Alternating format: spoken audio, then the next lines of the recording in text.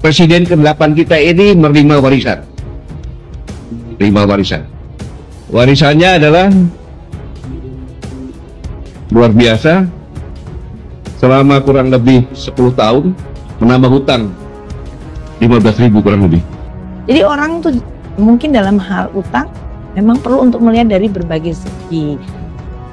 Kenapa waktu itu saya di Facebook membuat kalimat yang panjang? Ada yang bilang ini terlalu teknis, saya nggak ngerti, tapi diceritain lagi orang tetap nggak mau dengar.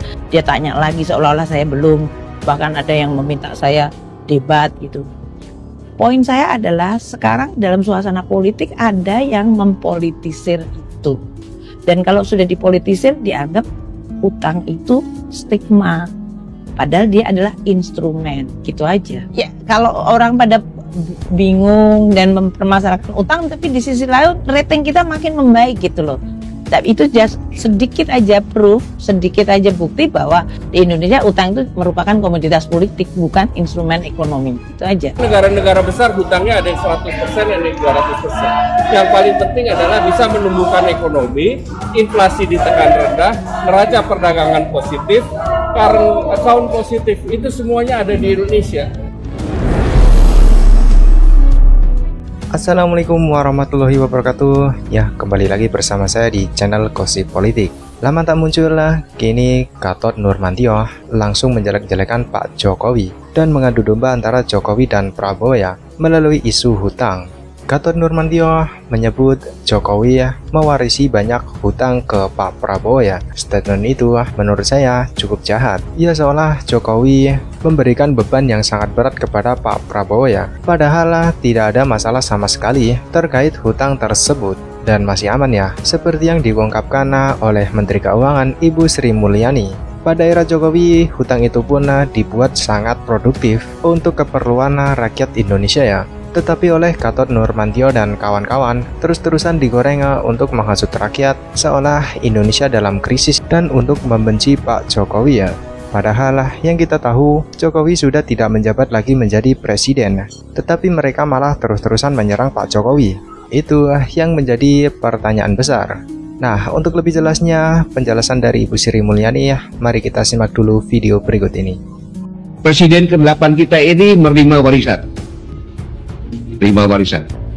Warisannya adalah luar biasa. Selama kurang lebih 10 tahun menambah hutang 15.000 kurang lebih. Kemudian warisannya APBN 90%. Itu dari pajak. Jadi ternyata untuk hidup bernegara di negeri ini hanya bertombang atau rakyat yang menanggung. Ini sangat luar biasa. Level hutang undang-undang itu 60%. Jadi kita tidak banyak masih punya room, dan tentu berhutang itu adalah sesuatu yang dilakukan oleh semua negara. Bahkan negara-negara besar hutangnya ada yang 100%, ada yang 200%. Yang paling penting adalah bisa menumbuhkan ekonomi, inflasi ditekan rendah, neraca perdagangan positif, current account positif. Itu semuanya ada di Indonesia. Negara G20, Indonesia hari ini prestasinya nomor 1. Karena pajak. Kita sudah ngomong tentang anak-anak belajar di Indonesia harus gratis. Tapi sekolah-sekolah baik sekolahannya, gurunya, maupun fasilitas kan perlu didanai. Kita melihat di Indonesia masih ada orang 10 juta keluarga yang harus diberikan cash transfer dari pemerintah karena dia tidak bisa hidup bahkan dalam garis kemiskinan. Dan itu uangnya tidak berasal dari sumur di belakangnya Menteri Keuangan kita timba. Uangnya itu berasal dari masyarakat, yaitu dalam bentuk pajak. Kita mengumpulkan pajak dari orang yang memang mampu membayar pajak. Jadi kalau Eko ini adalah kelompok orang yang pendapatannya di bawah 52 juta, kamu nggak bayar pajak. Dan jangan merasa bahwa orang-orang yang nggak bayar pajak itu saya dipajakin. Anda nggak bayar pajak, tapi Anda menikmati jalan raya, Anda menikmati sekolah, keamanan gitu. Tapi yang mereka pendapatannya lebih tinggi, kita pajakin sesuai dengan income bracket mereka. Jadi pajak itu adalah untuk ngurusin republik kita sendiri. Dan kadang-kadang kalau pemerintah melihat bahwa di dalam APBN kita, tadi saya sampaikan yang awal jawaban pertama, waktu ekonomi kena shock, kita itu melindungi ekonomi dan masyarakat melalui counter cyclical, itu adalah dalam bentuk defisit. Defisit itu terjemahnya utang. Tapi utang itu tidak selamanya, makanya kalau saya sampaikan ke masyarakat, defisit kita makin kecil, sekarang sudah mendekati 2%, saya kepingin mendekati lagi di bawah 2%. Surplus, primary balance kita mau dibuat surplus, karena itu membuat APBN sehat. Tapi saya tidak mengatakan bahwa utang kita akan nol. Karena di seluruh dunia, bahkan Brunei yang tidak perlu ngutang pun dia ngutang karena dia ingin membangun sektor keuangannya. Jadi orang tuh mungkin dalam hal utang memang perlu untuk melihat dari berbagai segi. Kenapa waktu itu saya di Facebook membuat kalimat yang panjang, ada yang bilang ini terlalu teknis, saya nggak ngerti, tapi diceritain lagi orang tetap nggak mau dengar, dia tanya lagi seolah-olah saya belum, bahkan ada yang meminta saya debat gitu. Poin saya adalah sekarang dalam suasana politik ada yang mempolitisir itu. Dan kalau sudah dipolitisir dianggap utang itu stigma. Padahal dia adalah instrumen, gitu aja. APBN kita didesain posturnya makin sehat. Jadi artinya cara bayar utangnya defisitnya makin kecil, primary balance-nya positif, itu berarti kita bayar utang. Dan setiap kali ada utang jatuh tempo kita selalu bisa bayar melalui apa yang disebut revolving. Dan kalau semakin kecil, berarti exposure-nya makin kecil. Makanya debt to GDP ratio, walaupun undang-undang membolehkan sampai 60, Kementerian Keuangan itu membuat rule sendiri jauh di bawah, yaitu separuhnya. Tidak boleh ngelebihin 30%. Kedua, kita harus ngumpulin pajak, bener, tapi tidak untuk bayar utang saja, tapi untuk menyelesaikan, untuk membuat ekonomi kita makin baik fasilitasnya, sehingga ekonomi makin maju, GDP-nya makin gede, utangnya relatif makin kecil. Kita bisa ngumpulin pajak untuk bayar utang juga. Ketiga, ya kita awasi belanja negara.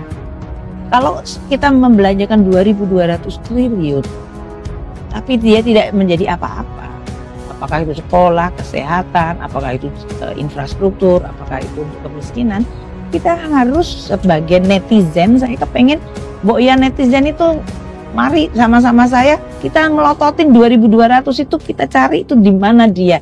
Katanya kan mereka well connected. Jadi kita bisa tahu dan kemudian kita bisa mengatakan, oh iya, uang 1 rupiah ini bisa membuat orang menjadi produktif, menjadi tidak miskin, anaknya menjadi sekolah, anaknya menjadi sehat, tenaga kerja bisa mendapatkan vokasi. Ini orang-orang yang kemudian akan menjadi bisa mengurus dirinya sendiri dan bisa berkontribusi pada itu. Oke, ini Bu, ini sebenarnya berita bagus karena Fitch Ratings ini menaikkan peringkat utang jangka ya untuk nambah itu aja ya. Jadi ya kalau orang pada bingung dan mempermasalahkan utang, tapi di sisi lain rating kita makin membaik gitu loh. Tapi itu just sedikit aja proof, sedikit aja bukti bahwa di Indonesia utang itu merupakan komoditas politik, bukan instrumen ekonomi. Itu aja. Kita sekarang punya rating triple B ya Bu ya. Ini yang terbaik sepanjang Indonesia secara perekonomian kita. Nah, ini ada yang menanyakan bagaimana tingginya peringkat kredit Indonesia ini terhadap bagaimana kita memanfaatkan momentum bagus ini ke dalam pembiayaan dan juga investasi dalam negeri kita. Pertama, kalau rating kita makin bagus, biasanya saya langsung dapat WhatsApp dari para swasta maupun BUMN. Ibu terima kasih karena mereka sekarang mengisu utang langsung bunganya lebih rendah. Harganya lebih bagus. Itu adalah suatu positif. Oh, mereka itu nggak ikut dalam netizen, tapi mereka real, dia talking about real money. Dalam banyak hal di dalam mengelola ekonomi Indonesia yang besar ini yang tidak selalu positif dan mulus, maka APBN harus dibuat sehat. Maka dengan reputasi utang kita yang bagus, rating kita yang bagus, justru saya mau nunjukin APBN itu makin solid dan sehat. Nanti kalau kondisinya suasana ekonomi menjadi sulit, kita punya instrumen itu. Kita bisa melindungi rakyat, kita bisa melindungi ekonomi kita secara jauh lebih baik. Nah, itu tadi penjelasan dari Ibu Sri Mulyani ya. Bagaimana tanggapan kalian? Silakan tulis di kolom komentar.